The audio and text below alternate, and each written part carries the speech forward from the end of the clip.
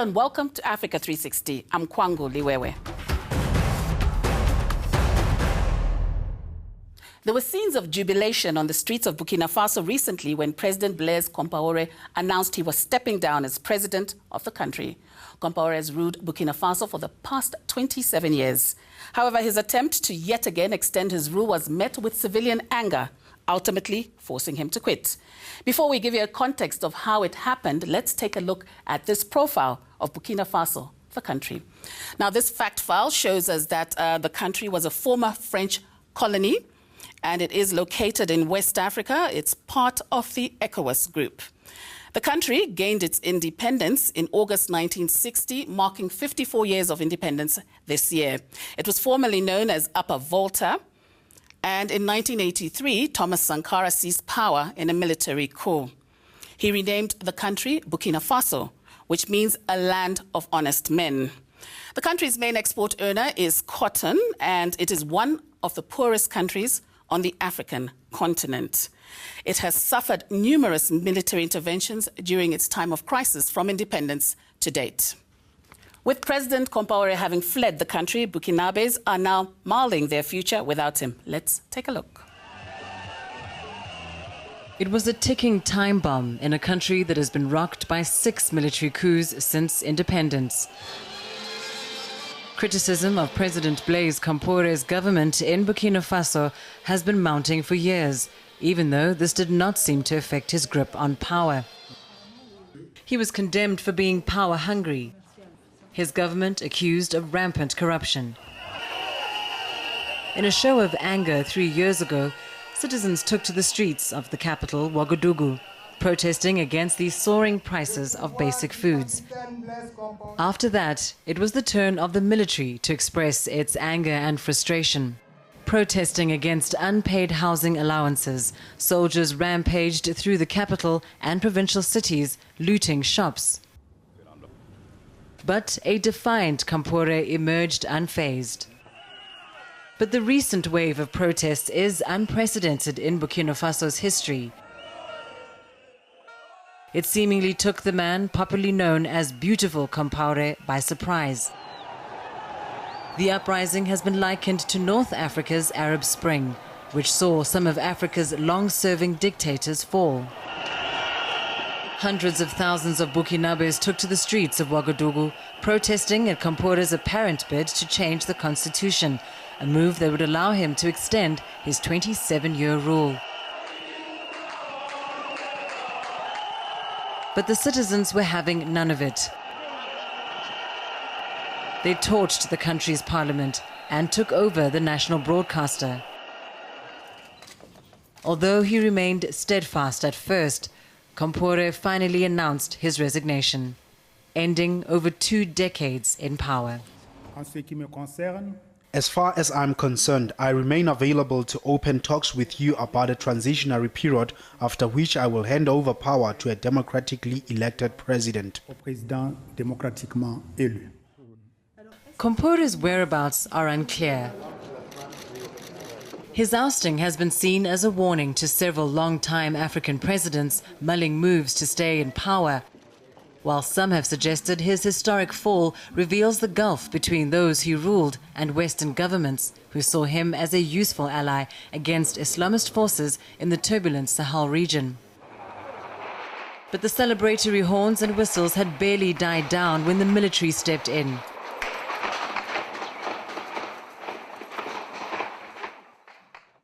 The Army Chief of Staff, General Honoré Traoré, announced he had taken control. It was not clear if he had the backing of all the military.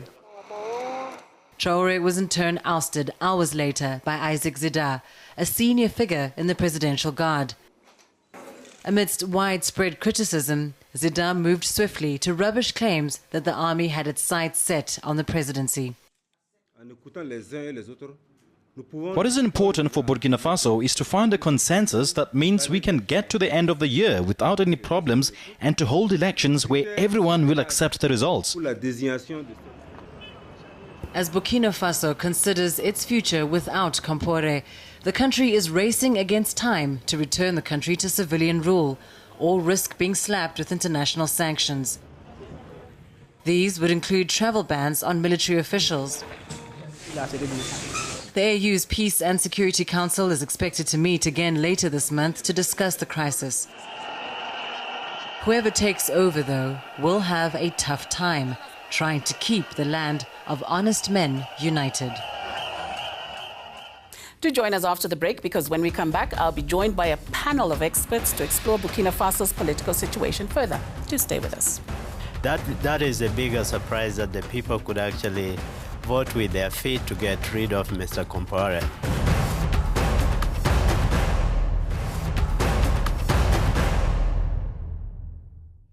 Welcome back. You're watching Africa 360, and today we're looking into the political situation in Burkina Faso, which has become tense following the ousting from the office of the president, Blaise Compaore. I'm now joined here in our Johannesburg studios by Professor Gilbert Kadiagala from Wits University.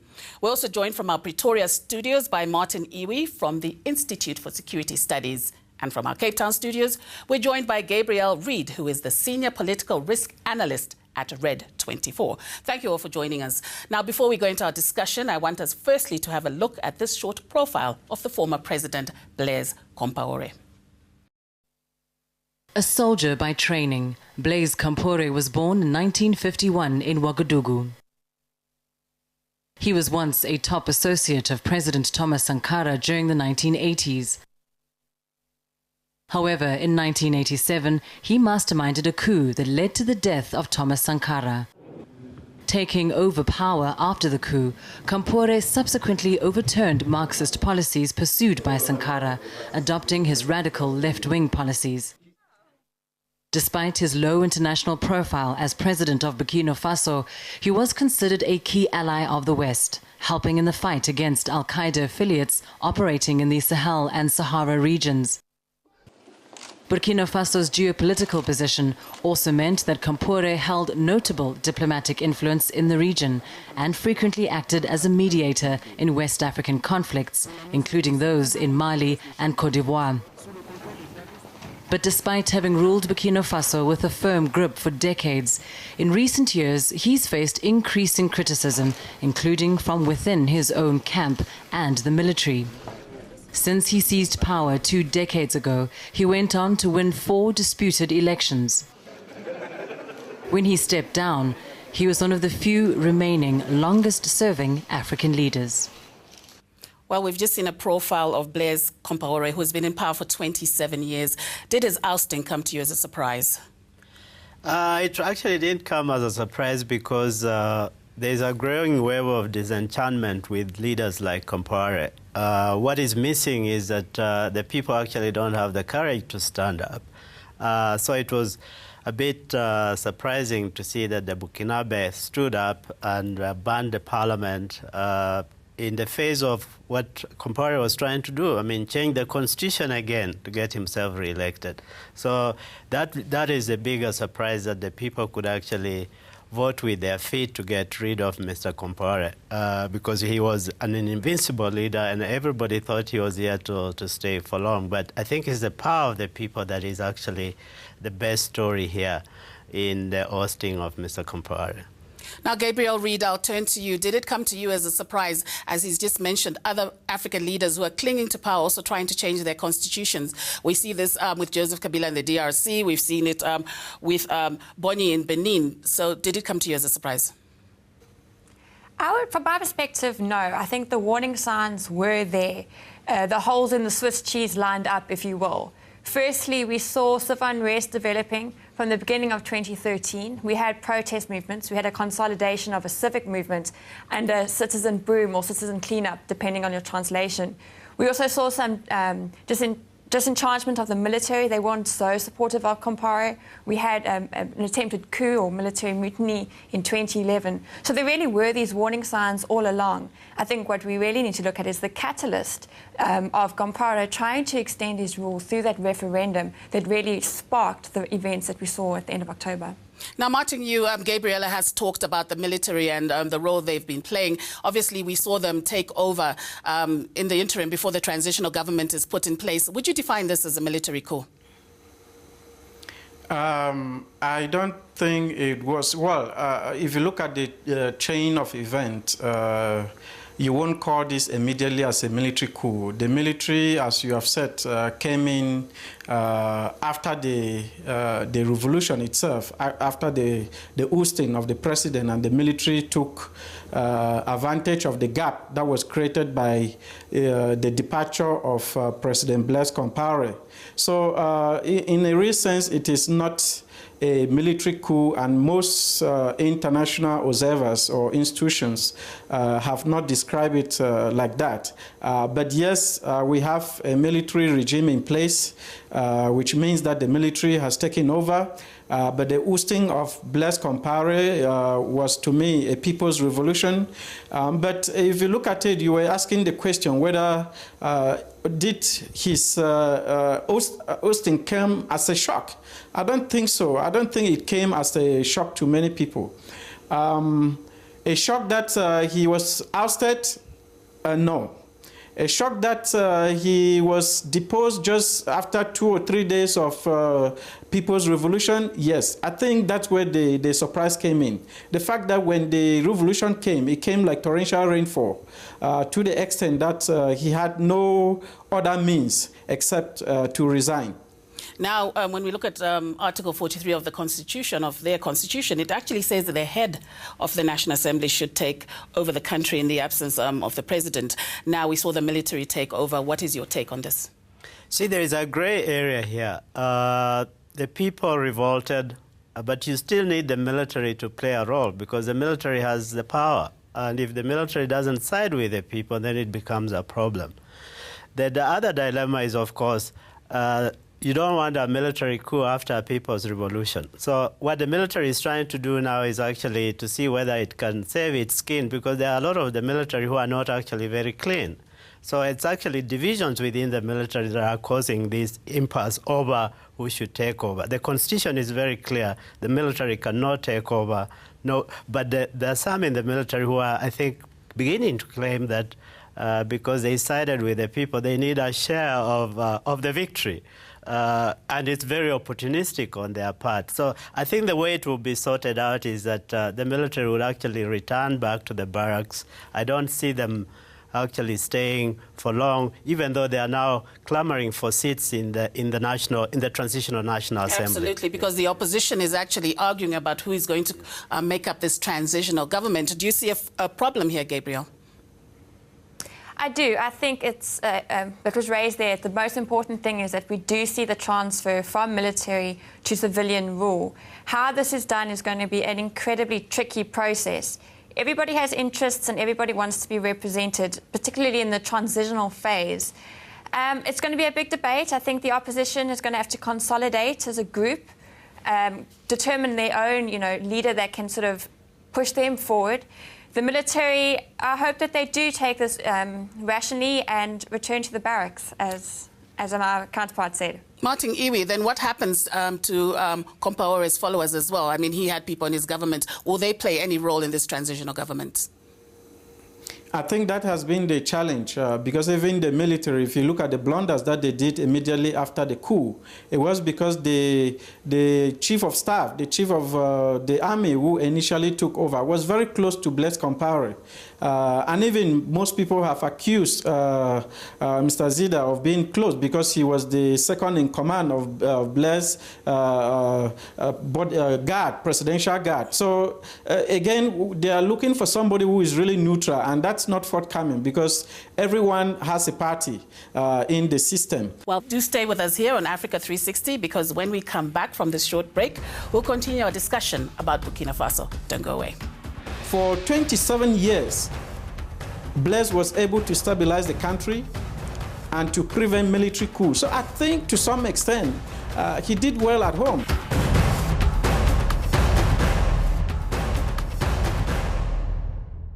Welcome back. This week, we're focusing on Burkina Faso's political future following President Blaise Compaore's forced removal from office. Thanks once again to my guests for joining us. Professor, we'll start with you now. Compaore, of course, was applauded for the efforts he's made in the region in terms of conflicts going on in that region. Case in point, of course, would be the Ivory Coast and Mali. Will ECOWAS and West Africa actually miss him and his leadership in the region?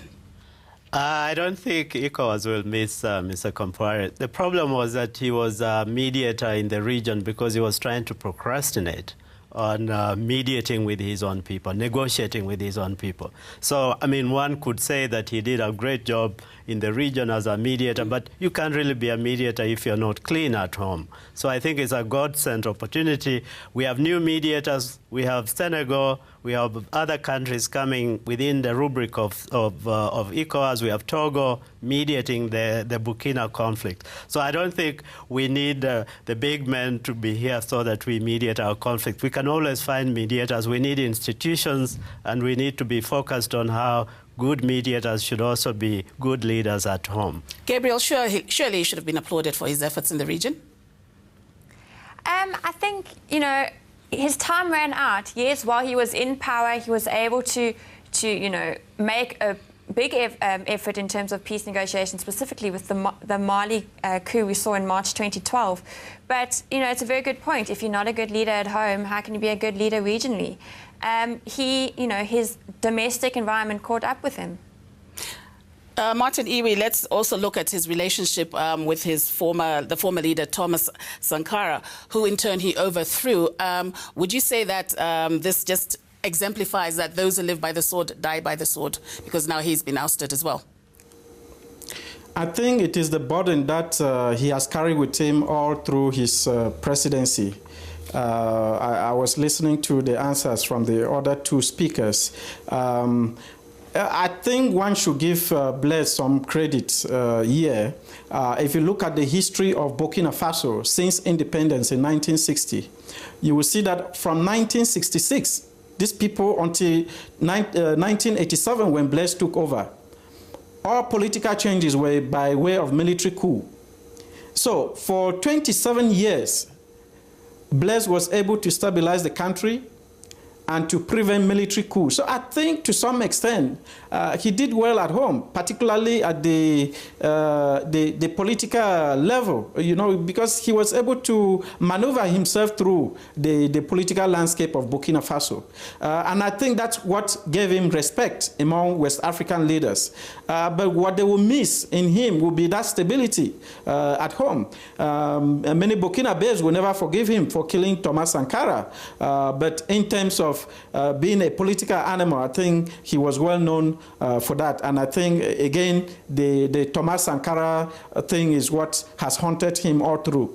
Professor, your thoughts on a stabilized country for 27 years under his realm? Yeah, I think we need to concede that that's a plus. I think he played a big role in stabilizing the country. The problem is that he missed a lot of opportunities. Just this year, if he didn't want to change the constitution, he would have gone home. He'll be at peace. He'll be in Burkina Faso. He missed a lot of opportunities because he thought he was the only game in town. So, I mean, I can understand Martin's point about he did play a role in stabilization and so on. But I don't think we want to attribute stabilization to the single man or the single woman. I think we've gone through the stage in Africa where we have to say, how do we build stability through consultation, through democratic processes? So the Compaore era, fortunately, is coming to an end, and we wish him luck in exile. But I'm just saying he should be with his people in Burkina Faso if he had not missed these opportunities to be a good leader and to have a clear transitional plan. He didn't. Gabriel, when we look at... Can I come in there? Yes. I just wanted to say, I think, you know, stability is one thing, but we shouldn't equate it or put it right next to democracy. Where Compaore failed is in the transition, a democratic transition. He shouldn't have gone near the constitution. It was that was his failings. And yes, he may have brought stability to the region over the last few years, but where he failed was his democratic institutions. What lesson is this, or what signal is this sending to other African leaders who want to change the constitution and have referendums just to extend their term in office? The lesson here is that it has created a tendency in West Africa, something that we've not seen in a very long time in the region, that people actually rose up against a system and prevented a big man from actually doing what he thought or he wanted to do. So I think this is the lesson, that there are times that people will prevail And in this case, in Burkina Faso, people prevail. But again, if you look at it from the leader's perspective, maybe he didn't play the game quite well. Because first, he started manipulating the people. He told the people that he was going with Article 49 of the Constitution, which provides for him to consult the people through a referendum. But while he was announcing a referendum, he was actually planning for, the parliament to do a vote. So again, it took the people by surprise when he actually submitted this bill to parliament, a bill that was supposed to be approved by a referendum by the people. So this referendum was dropped without the people knowing, and they only heard that the parliament was considering the resolution or the bill the night before. That's why they stormed the parliament. Okay, so, Martin, I just want Professor to come in here. Professor, Martin has spoken extensively about the lesson not only to the leaders, but the people of Africa. What's your take on this? The lesson should always be that the AU has very good principles, that you don't change the constitution, don't re-elect yourself. These are principles that we need to keep reinforcing. So the lesson here is that more parliaments should be banned next year in countries where leaders want to change their constitutions illegally. And this is the key point, that if people don't stand up, if they are not counted on the streets, we are not going to have political change. And this is a bigger lesson. I mean, we've been having democratization in Africa since '89. But the issue is that what is the quality of our democratization? We need people to be more engaged. We need people to stand up.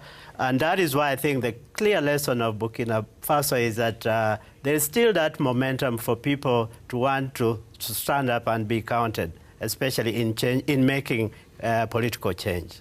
Now, Gabriela, we've obviously seen France's influence in Burkina Faso. What do you think that will look like with the next government that comes into power? I think France will want to keep, good, positive relationships with Burkina Faso. In the region, the country did serve as a good stronghold for operations in the Greater Sahel against Al-Qaeda affiliates that were operating in the region. So I think going forward, if there's a civilian rule put in place, France and the US are going to want to keep that a positive relationship. Let's talk about the political future of the country. What does that look like to you, Martin Iwe? I think I see a better future for these people, because the lesson that we are talking about is actually Burkinabés who have learned from it. Because the previous era, as I mentioned, was dictated by military coups. But I think now the people are going to say, look, we are actually the ones with the power in this country. And the political elite are also going to draw from that. So the lessons for me are actually going to be among Burkinabés, because I don't think that we're going to see a military coup in that country in a very long time. So democracy for me is actually on the ground, and it's going to take off smoothly. But there will be also, of course, challenges associated with this kind of system. But if I could mention something, the one very disappointment in this whole military, or this whole saga about the ousting of Mr. Blaise Compaore is the absence of regional institutions, the absence of the Economic Community of West African States, the absence of the African Union. And we've seen that they always come at the last minute when things have already happened, and they make themselves not relevant to the people. And I think if these institutions are going to draw lessons from what happened in Burkina Faso, is to make sure that term limit is a key or a core principle in African democracy that should be institutionalized in the African Union and in the Economic Community of West African States. We cannot leave this only to the people to determine change. I think we should make it easy for the people to determine change by putting and enforcing a term limit in African democracy. To my guests in Pretoria, Cape Town, and in our Johannesburg studios, thank you very much. And that brings us to the end of yet another edition of Africa 360. Once again, another big thanks to my guests for joining us in this edition of the program. Please share your views on our discussion. You can join the debate by going to our Facebook page or tweet us your views at Africa360_ENCA. You can also send us an email to africa360@enca.com. So until next time, it's goodbye for now.